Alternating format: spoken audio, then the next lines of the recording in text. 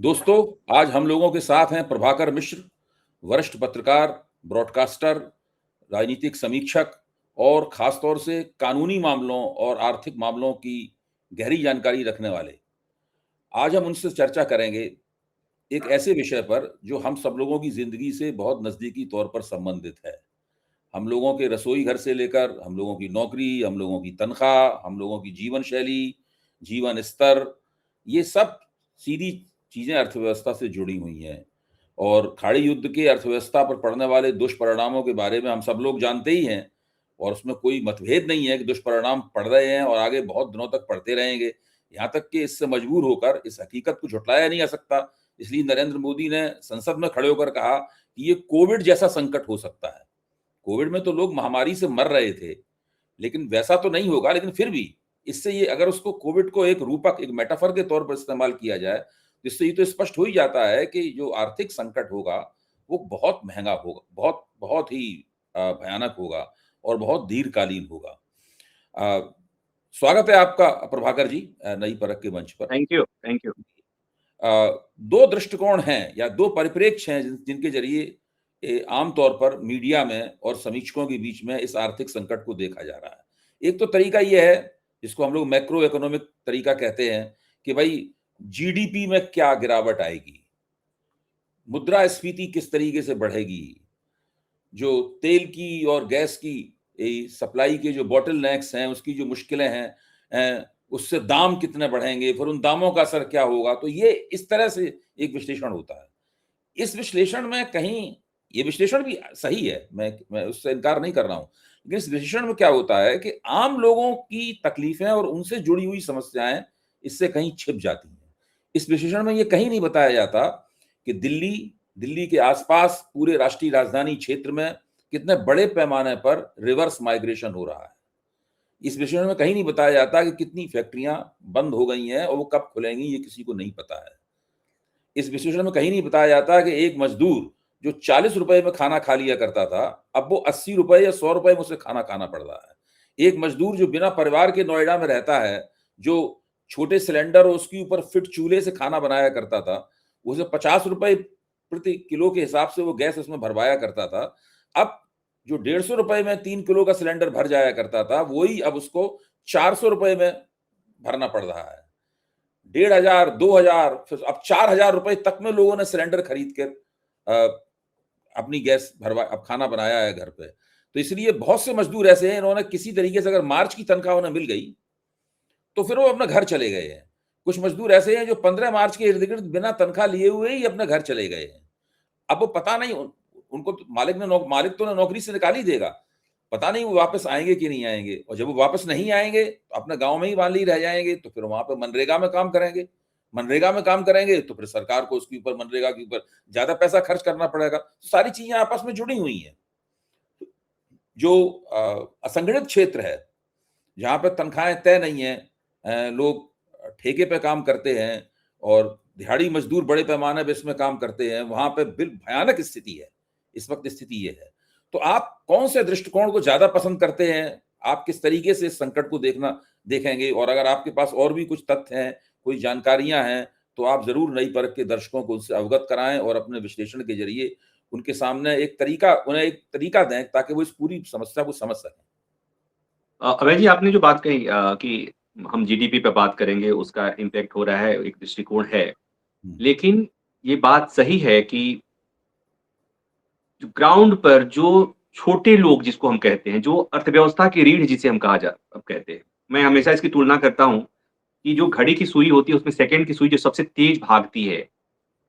तो ये वो लोग हैं जिसके रुकने से अर्थव्यवस्था कहीं ठहरती है, ठप हो जाती है। हुँ, और सबसे ज़्यादा इम्पैक्ट चाहे वो कोविड के दौरान आपने देखा, जो लोग सड़कों पे चले गए थे, जिन्होंने अपना झोला उठाया, अपना बैगेज उठाया और निकल गए पैदल।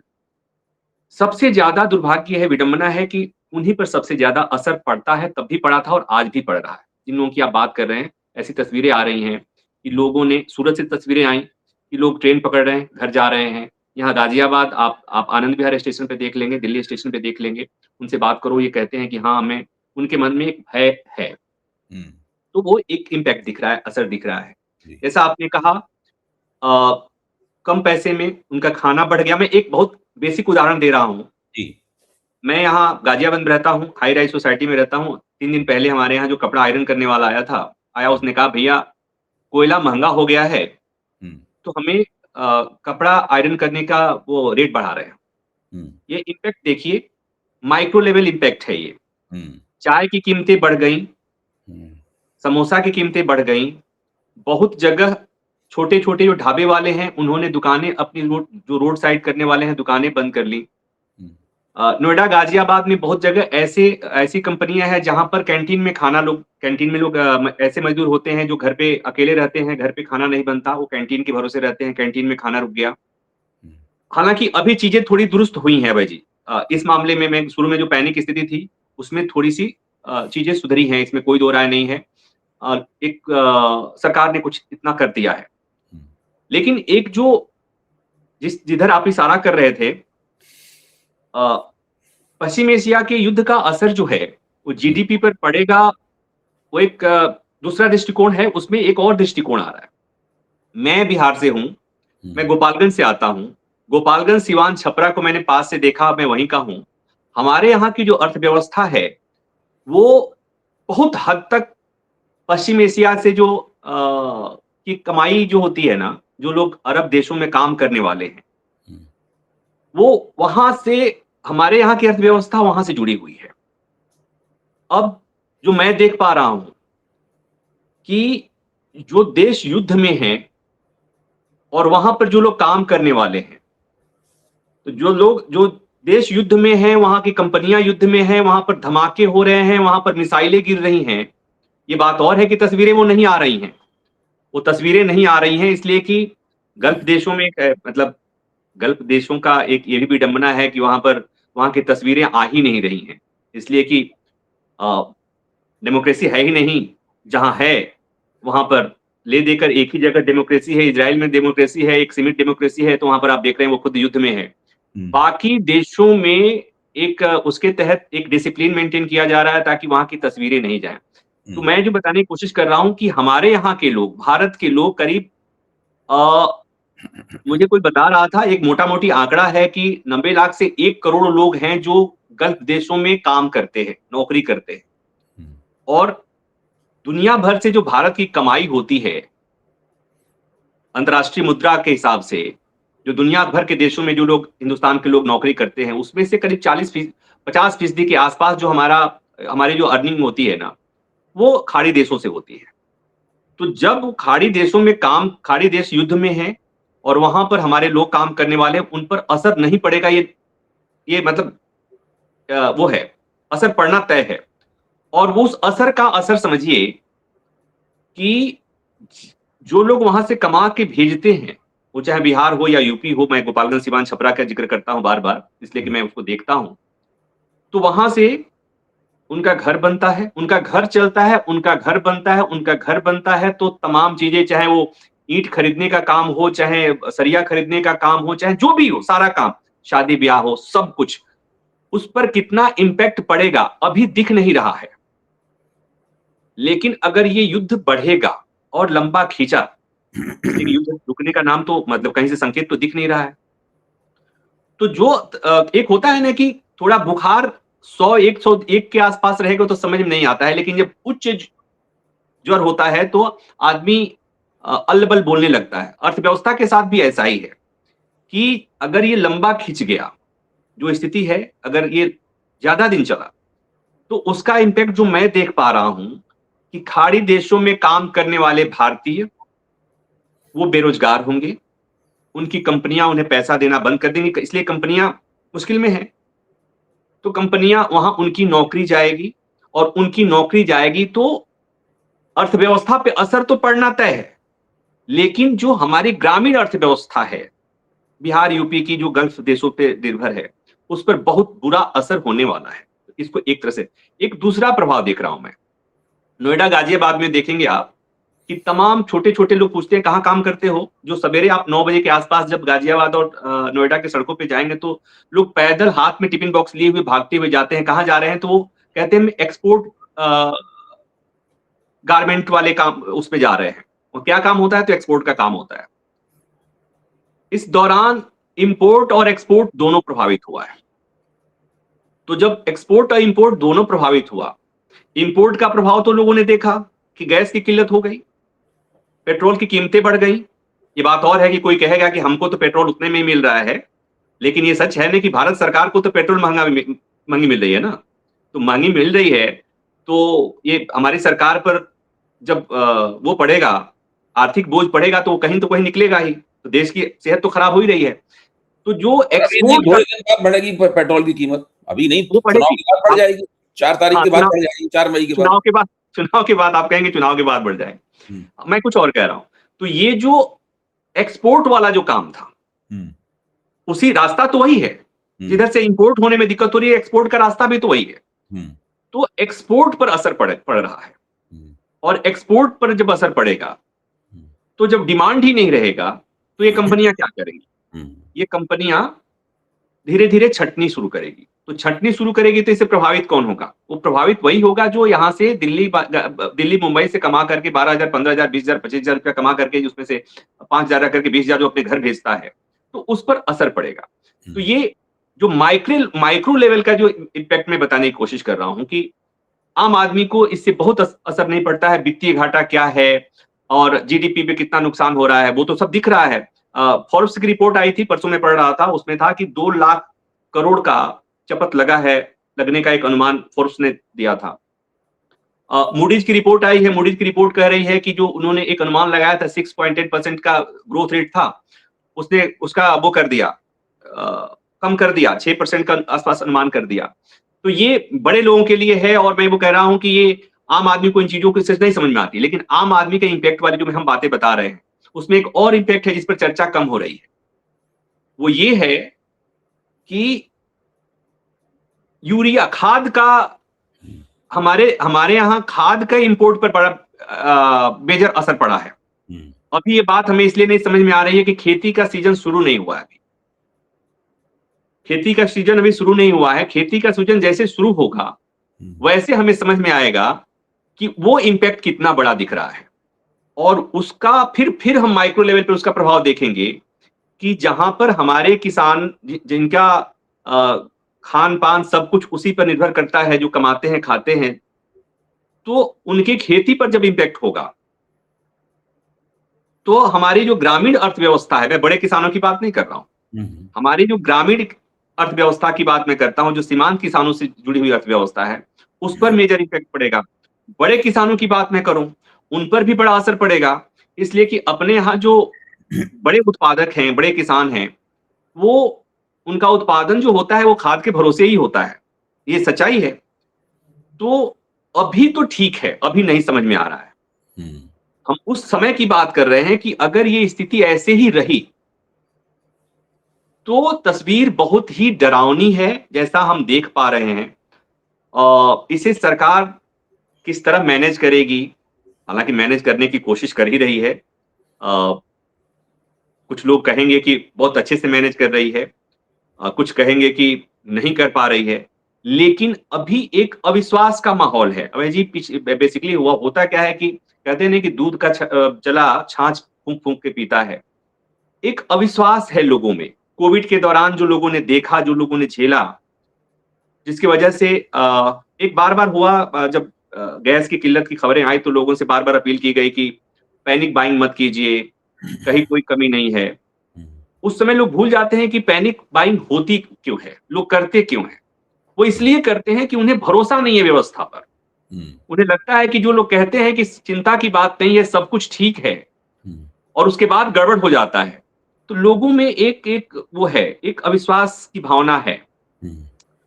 तो ये मैं जो देख पा रहा हूं, अब इसी से समझिए कि जब एक्सपोर्ट पे असर पड़ा, इंपोर्ट पे असर पड़ा, गल्फ देशों से कमाई पे असर पड़ा, तो ये जब सब असर पड़ेगा और ये असर वो होगा, एक्युमुलेट होगा, जब जुड़ेगा, तो इसके इम्पैक्ट को खुद ब खुद समझा जा सकता है कि उसका कहां तक जाएगा। वो तस्वीर बहुत अच्छी नहीं दिख रही मुझे। देखिए, आपने जो बातें कही इनकी तस्दीक करते हुए मैं इसमें एक सूचना इसके अंदर जोड़ देता हूं, उससे हम लोगों को और चर्चा खुलेगी। सरकार के भीतर से खबर ये निकल कर आ रही है, और पिंक पेपर्स में इसको कुछ प्रकाशित भी किया गया है कि सरकार ने अपने तमाम मंत्रालयों से कहा है, कुछ विशेषज्ञों की एक टीम भी बनाई है कि किन-किन क्षेत्रों पर विपरीत असर पड़ रहा है, उसकी सूची बनाइए और वो असर किस सीमा तक है। उसको कैसे उस असर को मंद किया जा सकता है या न्यूनतम किया जा सकता है, इसकी तरकीबें सुझाइए। अच्छा, अब ये सारा का सारा काम होता है संगठित क्षेत्र के लिए, ऑर्गेनाइज़ सेक्टर के लिए होता है। जैसे कि एक्सपोर्टर्स की एक लॉबी है, विभिन्न निर्यात जो हैं, उनपे उनकी एक लॉबी होती है। तो ये हमें पता चलता है अखबारों को पढ़कर और सरकार के भीतर से आती हुई खबरों के कि सरकार ने अमुक क्षेत्र के लिए 400 करोड़ रुपए का पैकेज बना लिया है कि एक्सपोर्टर्स को नुकसान होगा तो 400 करोड़ रुपए के जरिए उनको कुछ ना कुछ राहत दे दी जाएगी। ऐसी सरकार कई जगह कोशिश कर रही है, इसमें कोई शक नहीं है। लेकिन हम लोग आबादी के जिस तबके के बारे में चर्चा कर रहे हैं, वो मुख्य तौर पर असंगठित क्षेत्र का है। सरकार की निगाह में उसकी कोई गिनती नहीं है। जीडीपी में उसको काउंट नहीं किया जाता। वो उत्पादन जो करते हैं, वो जीडीपी में उसको लाने का सरकार उसके आंकड़े ही जमा नहीं करती।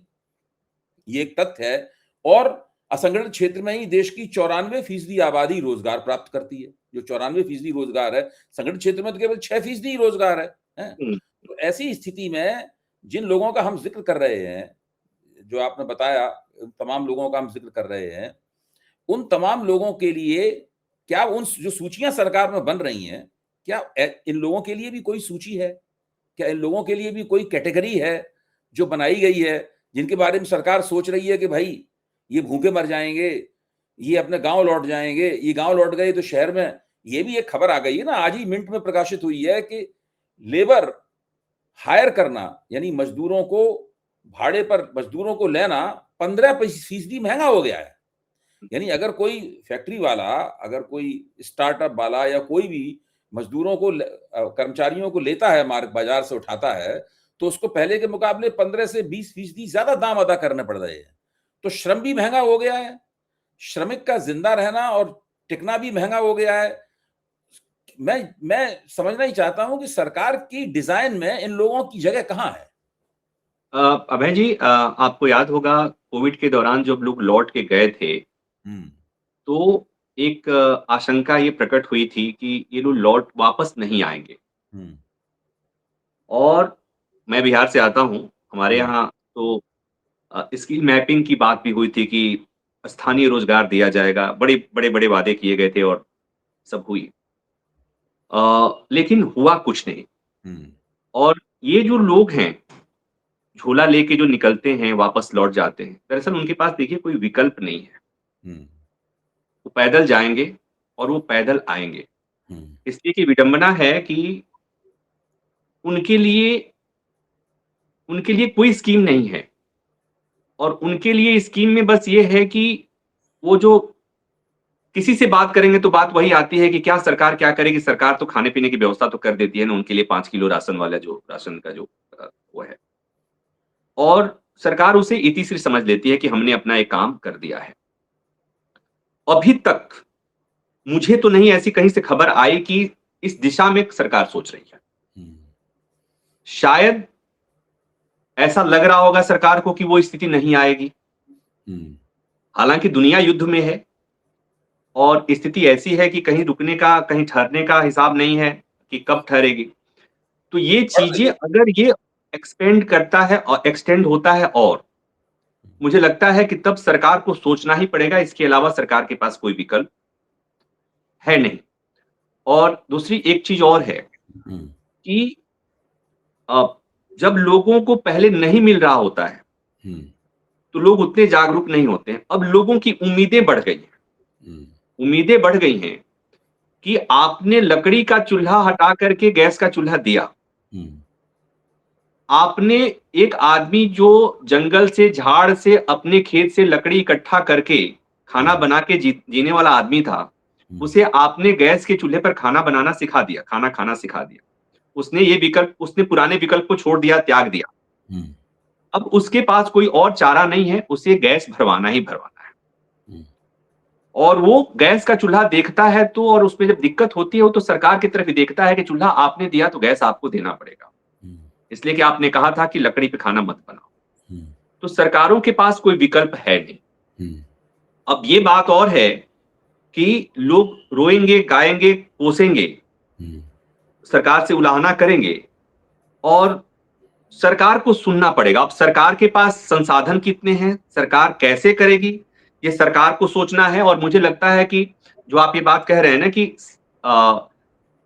तमाम मंत्रालयों को कह दिया गया है कि आपको देखना है कि कहाँ किस चीजों को एड्रेस करना है, तो इस पर सरकार में मंथन हो ही रहा होगा, इसलिए कि कोई विकल्प है नहीं, कोई विकल्प नहीं है। आपने देखा कि गैस की कमी जब होने लगी, ऐसा लगा कि गैस की कमी हो रही है, उसके बाद से हुआ कि केरोसिन तेल देना शुरू करो।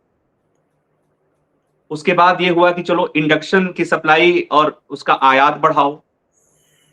ये जो चीजें हैं, इसका मतलब ये है कि अंदर चीजें, कुछ चीजें ऐसी होती हैं भाई जो दिखती हैं। सरकार के काम करने का तरीका अलग होता है। कुछ चीजें ऐसी होती हैं जो दिखती हैं, दिखाई जाती हैं, बताई जाती हैं, प्रचारित की जाती हैं। सरकार का काम एक होता है। और एक काम होता है जो उसे बताया नहीं जाता, प्रचारित नहीं किया जाता, क्योंकि उसका कई बार नकारात्मक प्रभाव पड़ने लगता है, लोगों में लोग पैनिक हो जाते हैं।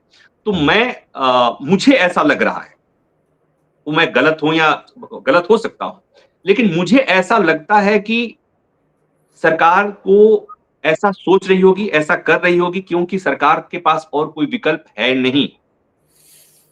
सरकार के पास कोई विकल्प है नहीं।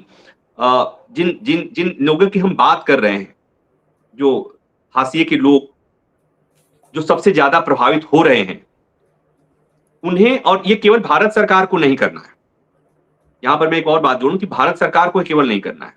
अगर कोई लौट के जा रहा है, सूरत से लौट के आदमी कोई यूपी जा रहा है, और या बंबई से लौट करके कोई बिहार जा रहा है, या दिल्ली से लौट के जा रहा है, तो यहां पर राज्य सरकारों की जिम्मेवारी भी बनती है।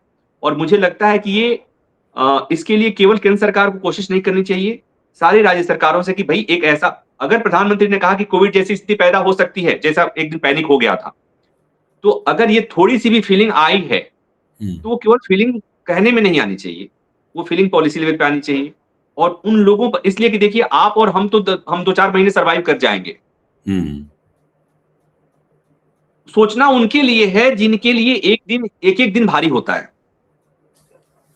तो मुझे लगता है कि प्रायोरिटी चेंज होनी चाहिए, कि सरकार अभय दुबे के लिए नहीं सोचे भाई इनका काम चल जाएगा, उनके लिए सोचे जो, जिन्हें चिंता सता रही है कि अच्छा चलो अब तो मैं एक्सपोर्ट में काम करता हूं और मेरा काम बंद होने वाला है और मुझे घर जाना पड़ेगा, घर जाऊंगा तो क्या, वहां तो खेती हमारी है नहीं, और गैस का चूल्हा होगा उसमें गैस मिलेगा नहीं। तो ये मुझे लगता है कि सरकार को अपनी प्रायोरिटी इस तरह से बदलनी पड़ेगी कि जो लोग पिछली बार सफर किए थे, अगर कोई ऐसी स्थिति आती है तो वो कम से कम सफर करें। अभी आपने एक बहुत अच्छी बात रेखांकित की कि सरकार ने बड़े पैमाने पर घरों के अंदर गैस के इस्तेमाल को प्रोत्साहित किया खाना पकाने के लिए, और एक तरह से सरकार ने अपनी राजनीति को भी उसके साथ जोड़ा। उज्ज्वला योजना की गई, उसमें मुफ्त चूल्हा, मुफ्त सिलेंडर, पहला सिलेंडर मुफ्त दिया गया। इससे सरकार को लगा कि हमें समर्थन भी प्राप्त होगा स्त्रियों को, और सरकार ने प्रचार के जरिए ये कहा भी कि हमने, भाई आपकी आंखें खराब होती थी, धुएं से परेशान होते थे, वो एक साफ सुथरा खाना पकाने का तरीका हमने दिया।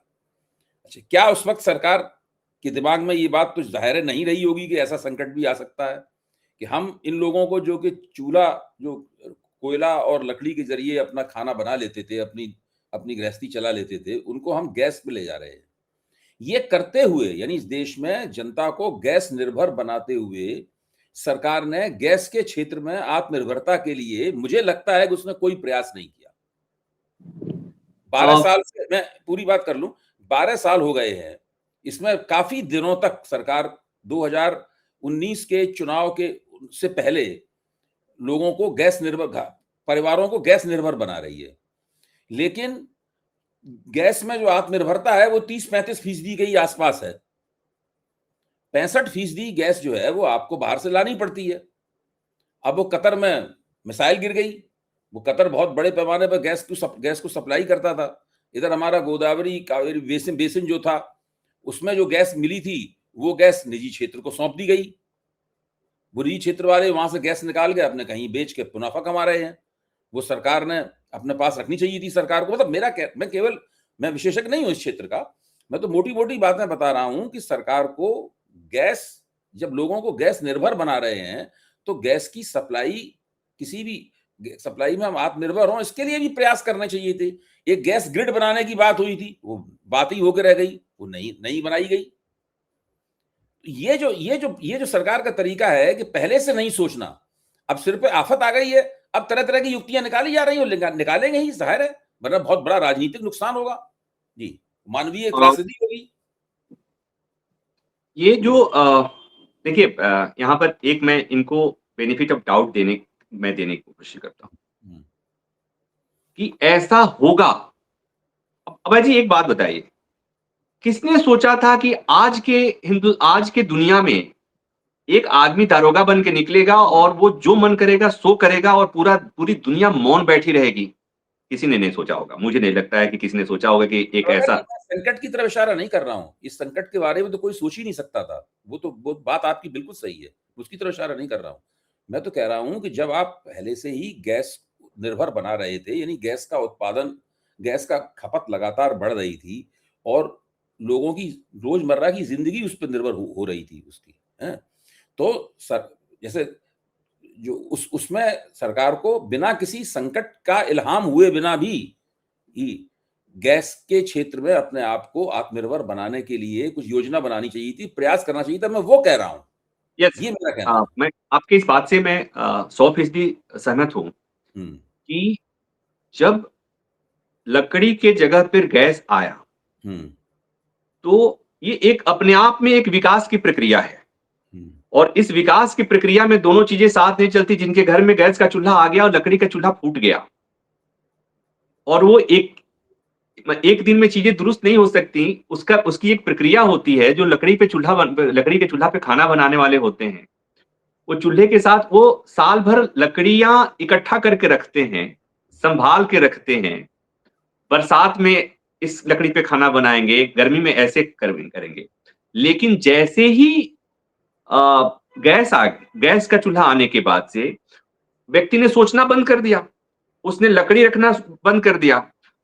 तो निश्चित तौर पर एक ये सोचने की चीज़ है कि अगर ऐसी स्थिति आई और सरकार इसी के लिए होती है। सरकार रोज के लिए आज करना, तो मतलब ये सरकार को तो दूरदर्शी होना ही चाहिए कि भई हम अगर ये गैस दे रहे हैं, चूल्हा दे रहे हैं और ऐसा कोई क्राइसिस हो भी सकता है। अच्छा, मैं ये बात कह रहा हूँ कि ऐसा किसी ने नहीं सोचा था, लेकिन ऐसा नहीं होगा, ऐसा भी तो कोई नहीं सोच सकता। मतलब मैं ये कह रहा हूँ कि ऐसा होगा किसी ने नहीं सोचा था, लेकिन ऐसा बिल्कुल होगा ही नहीं, ऐसा तो नहीं सोचा जा सकता। हुँ। तो ऐसा अगर हो गया, तो उसके लिए अ, गाँव में गैस कैसे पहुँचेगा? शहर में गैस की अगर कमी हो गई, तो गाँव में गैस कैसे पहुँचेगा? उसकी क्या व्यवस्था होगी? हमारे पास इतना रिज़र्व है क्या?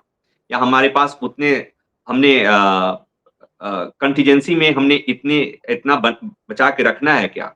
तो मुझे लगता है कि अभी तक अभय जी मैं मतलब थोड़ा आशावादी हूँ। अभी तक चीज़ें उतनी खराब नहीं हुई हैं और सरकार हाथ पर पाँव मार रही है। मुझे लगता है कि ये सही समय है कि जग जाने का, कि भई देखो आपको इतना आत्मनिर्भर होना है, चाहे वो पेट्रोल के मामले में हो या गैस के मामले में हो या दवाइयों के मामले में हो या यूरिया के मामले में हो या खाद्य तेल के मामले में, जिस पर हम अब चर्चा नहीं कर रहे हैं, खाद्य तेल पे इम्पैक्ट होने वाला है। तो कि अगर कोई स्थिति ऐसे आती है और अब चीज़ें तो समझ में आ गई कि दुनिया में कभी कुछ भी हो सकता है, कभी कोई भी यातायात का रास्ता, कभी भी कोई हॉर्मुज़ बंद हो सकता है, कभी भी कहीं कहीं से आयात बंद हो सकता है, कहीं से निर्यात। तो अब हमको लगता है कि जो हम वसुधैव कुटुंबकम और ग्लोबल वर्ल्ड की बात जो कर रहे थे, इस ग्लोबल वर्ल्ड में एक खतरा आ गया कि आपने ग्लोबल वर्ल्ड में डिपेंडेंसी तो आपने इतना ओपन कर दिया कि डिपेंडेंसी हमारी हर बात के लिए कभी चाइना पर हो गया, कभी यूएस पे हो गया, कभी गल्फ पे हो गया। और वो कभी भी वो डिपेंडेंसी के दम पर कभी कुछ ऐसा हो जाएगा कि आप एकदम पंगु हो जाएँगे। भाई लाइफ सपोर्ट सिस्टम की तरह हम चल रहे हैं। भारत का हाल क्या है? हम लाइफ सपोर्ट सिस्टम के हिसाब से चल रहे हैं। एक ऐसा इंजन जिसका तेल आ रहा है गल्फ से, यूरिया आ रहा है भी बाहर से, खाद्य तेल भी बाहर से आ रहा है। और जब मन करेगा स्थिति खराब होगी, जब मन करेगा कोई वो सिस्टम वो वाल्व निकाल देगा, तो हम तो मर जाएँगे। तो मुझे लगता है कि ये बहुत मतलब वो सही है, समय है कि आपदा का समय, इसको मैं इसलिए कह रहा हूं कि आपदा केवल आपदा आने पर ही नहीं होती, आपदा टल जाए तो भी आपदा होती है। तो हम तो भगवान से प्रार्थना करेंगे कि जल्दी चीजें ठीक हो जाए, दुरुस्त हो जाए, ताकि हमको वो दिन देखने की नौबत ना आए। ठीक बात है, मैं और सहमत हूँ। मैं भी नहीं और चाहता कि सरकार इन कामों में विफल हो, मैं चाहता हूँ सरकार कामयाब होकर दिखाए इन कामों में। हाँ, बिल्कुल, बिल्कुल। हाँ, और बिल्कुल। मैं जी, अभय जी, मैं फिर ये बात कह रहा हूँ कि हो सकता है कि हम जो चीज़ें देख रहे हैं, हम जो चीज़ें देख रहे हैं, उससे ज़्यादा चीज़ें हो रही हैं अंदर-अंदर, सरकार कुछ इसलिए कि हम जो प्रभाव देख रहे हैं, दुष्प्रभाव युद्ध का जो देख रहे हैं, उससे ज़्यादा दुष्प्रभाव पड़ रहा है, हुँ, जो बाद में दिखेगा। बाद ठीक में उसी तरह से मैं अनुमान लगा रहा हूँ, ऐसा मैं सोच रहा हूँ, उम्मीद कर सकता हूँ सिटीज़न के तौर पर कि सरकार की जो तैयारियाँ हम देख रहे हैं, उससे ज़्यादा सरकार तैयारी अंदर-अंदर कर रही होगी। जिसे समय आने पर अ, वो और ढंग से हम देख पाएँगे, और इस युद्ध का, इस त्रासदी का असर हमारे हिंदुस्तान पर हम लोग पे कम से कम पड़ेगा। मैं बिल्कुल सहमत हूँ आपसे। एक पत्रकार के तौर पर, समीक्षक के तौर पर हम सरकारों के प्रति आलोचनात्मक दृष्टिकोण रखते हैं और हम लोगों को रखना भी चाहिए। इसी तरह की हम सब लोगों को पत्रकारिता का बुनियादी प्रशिक्षण दिया हुआ है। लेकिन इसका मतलब ये नहीं है कि हम सरकार की विफलताओं या कमियों का सेलिब्रेशन करने लगे हैं, मतलब जो है, वो तो नहीं है। हम चाहते हैं अर्थव्यवस्था एक ऐसा क्षेत्र है, जहाँ हम वास्तव में गंभीरतापूर्वक, सच्चाई के साथ में सरकार की कामयाबी की कामना करते हैं। क्योंकि उससे हमारी अपनी ज़िंदगी और गरीबों की ज़िंदगी काफ़ी जुड़ी हुई है। आप बहुत अच्छा विश्लेषण आपने किया और निश्चित रूप से मैं भी ये कामना करता हूँ कि सरकार कुछ ऐसा कर गुज़रे, जिससे लोगों के सामने जो संकट आया है, ये संकट पूरी तरह खत्म ना हो तो कम से कम न्यूनतम तो हो। कम से कम उसका तीखापन थोड़ा कम कम, से कम। तीखापन थोड़ा कम हो, लोगों की विपत्तियाँ थोड़ी कम हों। लेकिन ये स काम सरकार को थोड़ा करके दिखाना पड़ेगा, मतलब है। केवल कहने से इसमें काम चलेगा नहीं यहाँ पे, मतलब है। बहुत-बहुत धन्यवाद प्रभाकर जी। घटनाएँ धन्यवाद। रोज़ थैंक यू। बदल रही हैं। अब तो डोनाल्ड ट्रम्प आज मेरे ख़्याल से सुबह जब साढ़े 4-5 बजे हम लोग सो रहे होंगे, उस वक़्त डोनाल्ड ट्रम्प ने जो अल्टीमेटम दिया है ईरान को, उस अल्टीमेटम की अवधि खत्म हो जाएगी। और उन्होंने एक ऐसा मैं उम्मीद करता हूँ कि डोनाल्ड ट्रम्प कई बार झूठ बोलते हैं, तो मुझे लगता है कि अल्टीमेटम वाली धमकी भी झूठी साबित होगी। हाँ, वो ये भी अल्टीमेटम बढ़ भी सकता है, बहुत बार बढ़ा चुके हैं। लेकिन उन्होंने एक बहुत ही भयानक, इतिहास का सबसे भयानक एक एक्स पे पोस्ट किया, जिसमें उन्होंने कहा है कि एक सभ्यता खत्म होने जा रही है। आज की रात एक सभ्यता खत्म हो जाएगी। हम लोग नहीं चाहते खत्म हो, लेकिन ये होके रहेगा। ये उन्होंने पहली लाइन है उसकी, उस ट्वीट की। ये डोनाल्ड ट्रम्प ने ये ये लिख दिया है। अभय जी, जी। यही हुँ, एक अजीब स्थिति है। हाँ।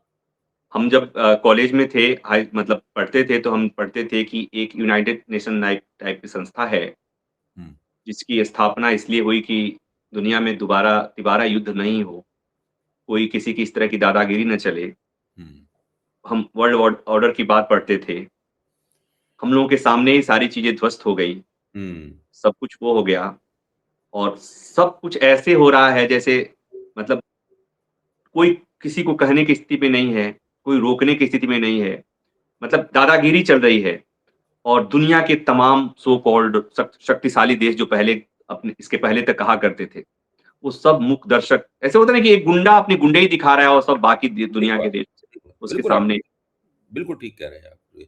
तो प्रभाकर जी, हम लोग जल्दी ही मिलेंगे, जैसे-जैसे घटनाएँ बढ़ेंगी। मेरे ख्याल से कल सवेरे तक, सवेरे जब लोग सो के उठेंगे, 10 जब 8-9 बजे चाय पी रहे होंगे, उस वक़्त तक काफ़ी कुछ घटित हो चुका होगा। या तो ये अल्टीमेटम बढ़ गया होगा, या चलिए, ईरान अच्छी चीज़ों की उम्मीद करते हैं। हाँ, हाँ, ईरान के ऊपर ज़बरदस्त बमबारी हो रही होगी। पता नहीं वो क्यों कह रहे हैं कि एक सभ्यता को नष्ट कर देंगे, क्योंकि इसके पीछे तो बहुत भयानक किस्म की अंदेशे भी छिपे हुए हैं। लेकिन हम लोगों ने बहुत अच्छी चर्चा की और उससे हम लोगों ने एक सकारात्मक संदेश के साथ उसे खत्म किया। धन्यवाद Prabhakar ji. Thank you, thank you. नमस्कार।